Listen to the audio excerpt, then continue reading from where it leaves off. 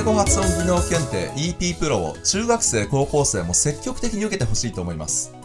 Hello everyone, welcome to the Lemon School channel. こんにちは、レモンスクールです。今日は英語発音技能検定 EP プロっていう英語の発音のテストがあるんですけれども、それをお勧めする理由をお話しします。まず英語発音技能検定 EP プロって何か、中学生も実際受けている。他のテストより EP プロを進める理由、受けるために何をクリアしてないといけないか、実際に受けるとどういう感じか、注意点、強いて言えば弱点を一つ、日本人の発音への意識に関してお話しします。まず、英語発音技能検定 EP プロって何かですけど、概要欄にこのウェブサイトのリンクを貼ってありますので、ぜひ見てみてください。菅沼直子先生っていうすごく笑顔が素敵な発音の先生が生みの親で、日本の英語教育の発音のレベルを上げるために、この発音のテストも英検とか TOEIC と並ぶくらいメジャーなテストにしたいっていうことなんですよ。それで EP プロは3級、2級、1級、特級ってあって、本来は英語の先生の発音のレベルを上げるために、将来的には全ての英語の先生に2級、できれば1級まで取ってもらいたいっていうことらしいんですよね。それでウェブサイトにも、先生のための発音技能検定って書いてあるんですけど、3級、2級、1級までは先生である必要は全くないと思います。むしろ3級とか2級は中学生、高校生、大学生、社会人、シニアの方を含めた全ての英語学習者に受けてほしいくらいです。英検とかと同じ感覚で受けてほしいと思います。というのも、確かに特級は発音の技能プラス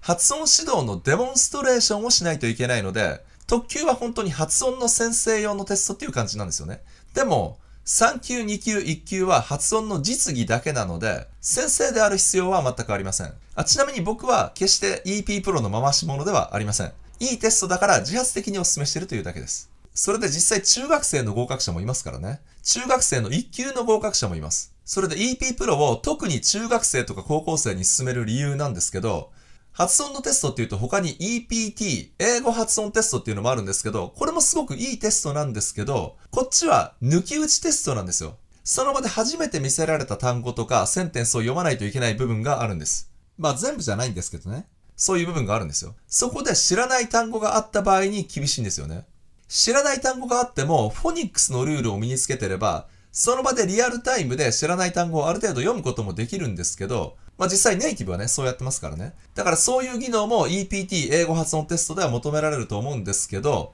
でも単語をできるだけ知ってた方がいいですよね。だから EPT 英語発音テストの方はある程度語彙力というか英語力全般がもともとある程度ないと準備が難しいんですよ。一方で EP プロの方はちょっと EPT と EP プロって名前が似ててややこしいですけど、EP プロっていうのは今回僕が進めてる方のテストです。で、こちらはどういうシステムかっていうと、テストに申し込むと、まず問題が出されるんですよね。で、この問題は毎回違うし、人によっても違うんですけど、問題の単語とかフレーズとかセンテンスを読んで、それを自分で録画して、口の動きも見られるので、口が見えるように録画して、2週間以内に送るんです、それを。その2週間はもちろん自分で発音を調べて、で、ネイティブに聞いてもいいんですよ。だから抜き打ちでは全くなくて、たっぷり2週間練習して、それを録画すればいいんです。だから知らない単語が出てきても問題ありません。中学生とかでまだあんまり単語数が多くないという人にとっては、精神的なハードルは抜き打ちテストに比べると圧倒的に低いです。だから中学生に限らず語彙力に自信がない人には特におすすめです。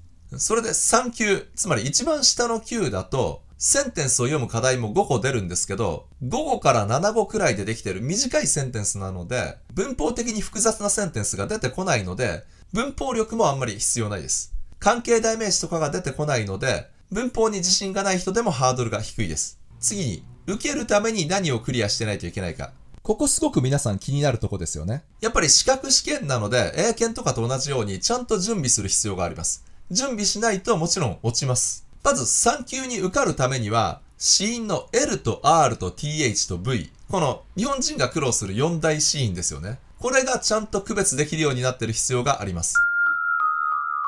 これを間違えると減点されます。とは言っても満点取る必要はないので多少はミスしてもいいんですけど、できるだけ失点を抑えたいですからね。でもこの4つは有名どころですよね。ラ、ラ、サ、ザ。だから発音に興味がある人だったら結構最初から意識しているので結構ある程度できたりするんですよね。逆に発音のことを一切考えたことがないという人は、L と R が違うということをそもそも知らないというような人は、ぜひこの機会に頑張って区別してください。あと発音は結構自分でできてると思っても実はできてないっていうことが結構あるので、これは英語の発音に限らず語学学習全般に言えることなんですけど、で僕もね、そういうことが結構たくさんあったので油断は禁物です。でもこれら4つの子音は80代でも区別できますからね。やれば誰でもできます。そういう動画を僕も作ってるので、よかったら見てやってください。あと3級は母音もある程度ちゃんと区別できないといけません。それでやっぱり母音の方がね、不安な方って多いと思うんですよ。それで3級に受かるためには、まずこの3つは最低区別できることは必須です。ぜひ僕のアケ母音に関する動画のシリーズっていう再生リストがあるので、それをぜひ見て身につけてください。それ以外にも母音出てくるんですけど、でも英語の母音全体の体系が理解できてなくても、耳がいい人っていうか真似するのが得意な人だったら、もしネイティブに知り合いがいたら発音してもらって、で、ネイティブの知り合いがいなかったら、概要欄にリンクを貼ってある AA 辞典の音声を聞いてそれを真似するだけで、母音に関してはある程度いけるんじゃないかなと思います。そこまでなら無料で独学でできますからね。もちろん母音体系を全部理解してた方が楽ですけど、理解してなくても、アケ母音さえとりあえず押さえておいて、あとは真似だけでも、3級だったらいける気がしますね。もちろんちゃんと真似できてないとダメですけどね。それに最初は母音の全体像分かってなくても、真似してるうちにだんだん母音のシステムが分かってくるかもしれませんしね。あと3級のセンテンスの問題が心配かもしれませんけど、センテンスの問題だと個々の音に関してはそんなに厳しくチェックされないんですよ。だから、ある程度の滑らかさがあればいけると思います。あくまで3級のセンテンスの問題はです。と言っても、適当に言うともちろん減点されますから、ベストは尽くしてください。できるだけ正確に。あと例えば、best とかを best とかって余計な母音を入れないことが大事です。余計な母音を入れるともちろん減点されるんで。余計な母音を入れないことって実は日本人には簡単ですからね。まあこれは本当は母音を入れないだけじゃなくて、英語はシラブル単位で発音しないといけないんですよね。これも他の動画で説明してます。でも3級2級までならシラブルを分かってなくても余計な母音を入れないということを意識すればいけます。もちろんシラブル分かってた方がいいですけど、分かってなくても3級2級までなら正直いけます。それでこれは決していい加減でいいっていうことじゃなくて、もちろん将来的には母音体系とかシラブルとかも全部身につけた方がいいんですけど、まずは成功体験を早めに積んでいって、それでモチベーションを上げて、それからどんどん身につけていくっていうことです。それで2級以降は、フォニックスの基礎となるアブクド読みっていうか、僕はエアバカダ読みだって言うべきだって他の動画で言ってますけど、エアバカダ読みを A から Z まで全部習得してることが必須で、で、母音体系もアメリカ英語は13母音あるんですけど、それやっぱり全部理解してないと厳しいかなと思います。あとセンテンスだったらリンキングできる必要があります。それで1級だとある程度感情も込めて読める必要が出てきます。もちろんストレスもちゃんとできてる必要があります。でも3級だったらそこまで求められないので、とは言っても3級も簡単ではないですけどね。3級も L と R と TH と V、それから少なくともアケ母音をしっかりやってください。これは僕の動画ぜひ見てください。これらは必須です。そこまでは最低できるようになってから申し込んだ方がいいです。それでネイティブに聞いたり辞書の音声とかをしっかり聞いて真似してやってください。そういう習慣を日頃からつけておくといいかなと思います。試験を受ける前に。あと大事なのはアメリカ英語かイギリス英語かどちらかに絞ることです。特に2級以降だと方言がミックスされてると減点の対象にもなりますし、あと発音練習するときにやっぱり一つに絞った方が楽なんですよね。日本語で考えればわかりますけど、標準語と大阪弁を両方ミックスして学ぶっていうのは逆に難しいじゃないですか。標準語だけ、大阪弁だけってどっちか一つに絞った方が圧倒的に楽ですよね。だからアメリカかイギリスかどっちかに絞って練習することです。で、次に実際に受けるとどういう感じかっていう注意点です。これ自分が課題の単語やセンテンスを読んでる動画を録画して2週間以内に送るんですけど、何度でも撮り直していいって書いてあるんですよね。で、これを見ると何回も撮ってたまたままぐれでうまくできた時のやつだけを送ればいいんじゃないかなって思いますよね。でも実際は3級だとだいたい録音時間が2分から3分以内ぐらいになるんですよ。で、特級だともう7分くらいとかになるんですよね。で、なかなかこれだけの長さの動画を何度も撮り直しって体力的にも精神的にもきついんですよ。むしろ何度もやってるとどんどんおかしくなってきたりするんです。例えば10回に1回か2回くらいしかできない発音があるとして、それが録画中にたまたま1箇所できたとしても、全体で2分3分あるわけですから、別な場所ではできないかもしれないんですよ。それかその音がたまたまうまくいっても、今度は別な音を間違えちゃうかもしれないんです。だから結局何度録画しても、実力以上のものは出ないって思った方がいいと思います。何度でも撮り直していいって言うけど、実際やってみると、何度も撮ってまぐれでうまくいったのを送ろうっていう風にはいかないです。そううまくはいかないです。これはやってみるとわかると思います。あと一応弱点っていうほどではないんですけど、値段ですね。EPT 発音テスト、その抜き打ちテストの方は、一般評価だと4950円。で、細かく評価してくれるものだと9900円になりますけど、4950円っていうオプションがあるんですよ。で、それに対して EP Pro、録画して2週間以内に送るっていう方は、3級は5500円であんまり値段変わんないんですけど、2級だと8800円、1級は14300円、特級は22000円っていうように、級が上がっていくと値段が高くなってくるので、特に落ちた時のショックも大きくなるので、